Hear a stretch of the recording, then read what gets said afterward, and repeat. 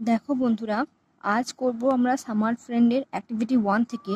First কোশ্চেনটা বলেছে, the swallow comes to the poet. Swallow কবির কাছে আসে কখন? না ইন স্প্রিং, সামার না উইন্টার? অবশ্যই এটা হবে কি সামার, গরমকালে। দুয়েরটা কি বলেছে, many young friends follow the behaviour of the.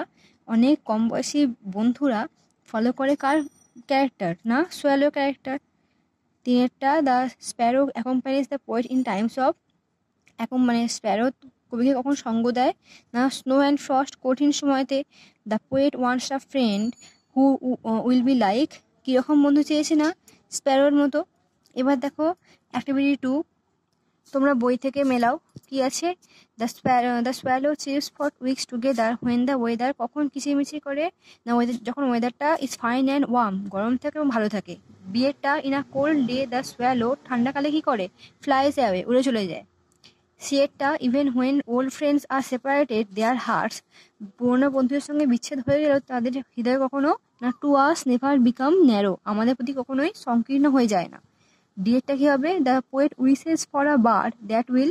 একটা পাখির মানে ইচ্ছা আছে মানে বন্ধু হয় কিরকম? না Singh in snow and frost, যখন সে ঠান্ডাকালে যে কিনা গান করবে, কবি সেরকম একটা পাখি চেয়েছে। মানে কি কবির মানে জীবনে কঠিন সময়ে যে পাশে থাকবে সেরকম একটা পাখি কবি চেয়েছে বন্ধু হিসাবে।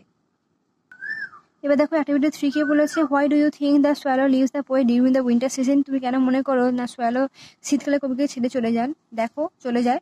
The swallow is a summer bird. Swallow হচ্ছে একটা গ্রীষ্মকালের পাখি। It can not tolerate the temperature of winter season. এটা সহ্য করতে পারে না ঠান্ডাকালের যে টেম্পারেচার, উষ্ণতা। ফর দ্যাট, এই জন্য the swallow leaves the poet during the winter season, এই জন্য সোয়ালো কবিকে ছেড়ে শীতকালে চলে যায়।